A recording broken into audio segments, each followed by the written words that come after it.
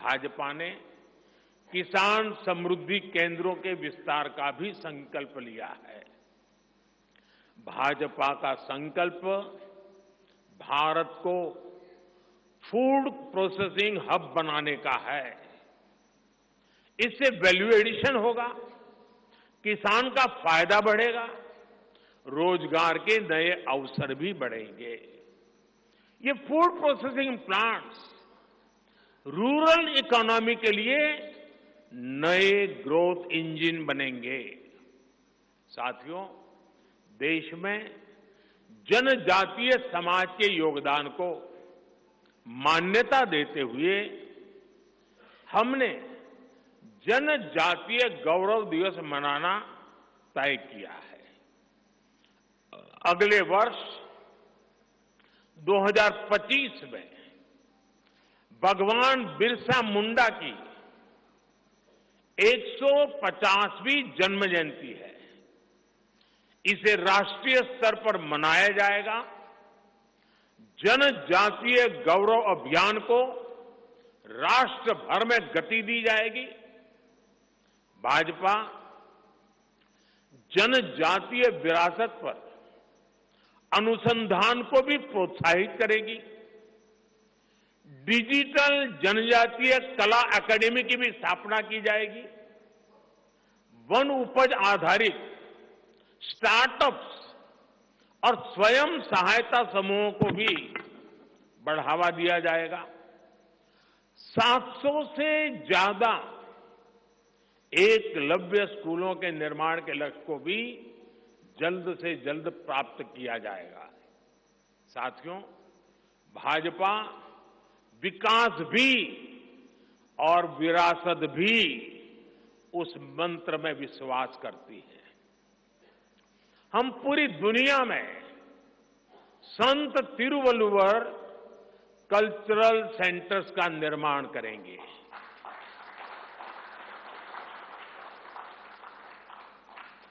दुनिया की सबसे पुरानी भाषा तमिल, ये इस देश का गौरव है, हमारा गौरव है। तमिल भाषा की वैश्विक प्रतिष्ठा बढ़ाने के लिए भाजपा हर प्रकार के नए उपक्रम शुरू करेगी, प्रयास करेगी। हमारे देश में टूरिज्म का जो पोटेंशियल है उसे भी अनलॉक किया जाना बाकी है। भाजपा द्वारा विश्व प्रवासी ग्लोबल टूरिस्ट को हमारी विरासत से जोड़ा जाएगा और इस विरासत को हम वर्ल्ड हेरिटेज के साथ जोड़ेंगे। जैसे नालंदा हो, लोथल हो, होयसला के पवित्र मंदिर समूह हो, बौद्ध स्थल हो, जैसे अनेक स्थलों का विकास किया जाएगा। अभी एक ऑनलाइन कंपटीशन भी चल रहा है जिसमें देश के लोग टूरिज्म के डेस्टिनेशन की रैंकिंग कर रहे हैं।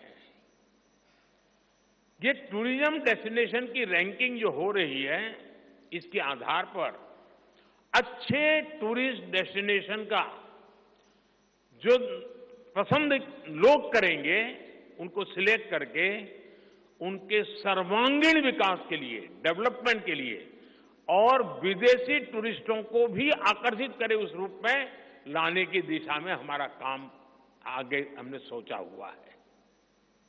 टूरिज्म वो सेक्टर है जो सबसे कम निवेश में सबसे ज्यादा रोजगार पैदा करता है।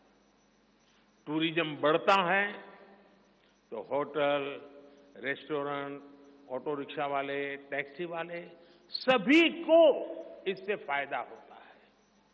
भाजपा इको टूरिज्म के नए सेंटर्स भी बनाएगी।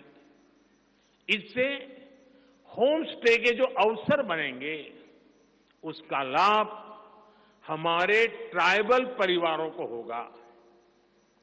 भाजपा सरकार होम स्टे के लिए महिलाओं को विशेष रूप से आर्थिक मदद देने की योजना बनाकर आएगी। साथियों, 21वीं सदी के भारत की बुनियाद भाजपा 3 तरह के इंफ्रास्ट्रक्चर से मजबूत करने जा रही है।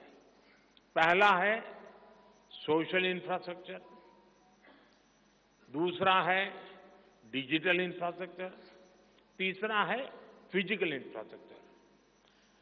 सोशल इंफ्रास्ट्रक्चर के लिए हम नए नए एजुकेशनल इंस्टीट्यूट खोल रहे हैं, यूनिवर्सिटीज बनवा रहे हैं, मेडिकल कॉलेज बनवा रहे हैं, आयुष्मान आरोग्य मंदिर गांवों में बना रहे हैं।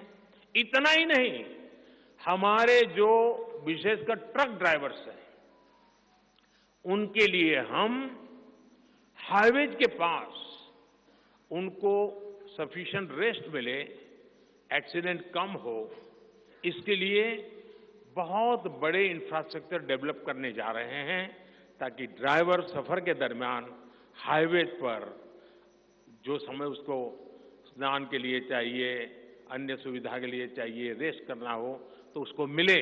तो ऐसे बारीक बारीक अनेक क्षेत्रों को ढूंढ करके हम सोशल इंफ्रास्ट्रक्चर पर बल दे रहे हैं। दूसरा है फिजिकल इंफ्रास्ट्रक्चर। इसलिए हम देश भर में हाईवे, रेलवे, एयरवे, वाटरवे उनको आधुनिक बना रहे हैं।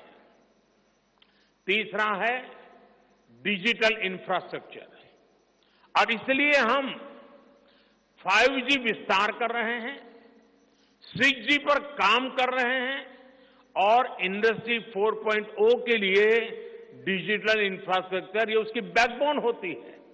हम इंडस्ट्री 4.0 को ध्यान में रखते हुए हमारे डिजिटल इंफ्रास्ट्रक्चर को तैयार कर रहे हैं।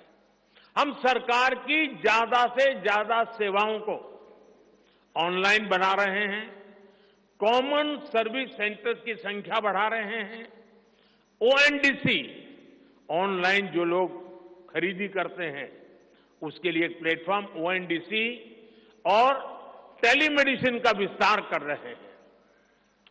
इन तीनों तरह के इंफ्रास्ट्रक्चर, सोशल, फिजिकल और डिजिटल इंफ्रा का मजबूती से विस्तार भाजपा की एक प्रमुख, एक प्रकार से पुरानी सोच से अलग, गति भी तेज होगी, स्केल भी बहुत बड़ा होगा, यानी स्केल और स्पीड इतना बढ़ेगा कि उससे स्कोप भी बढ़ जाएगा। ये भाजपा की सर्वोच्च प्राथमिकताओं में से है। हमारे देश में अर्बनाइजेशन को, शहरीकरण को पहले की सरकारें चुनौती माना करती थी। भाजपा उसे अवसर के रूप में देखती है। हम देश में नए नए सैटेलाइट टाउन्स बनाएंगे जो देश के विकास का ग्रोथ सेंटर बनेंगे, रोजगार के नए अवसर बनाएंगे।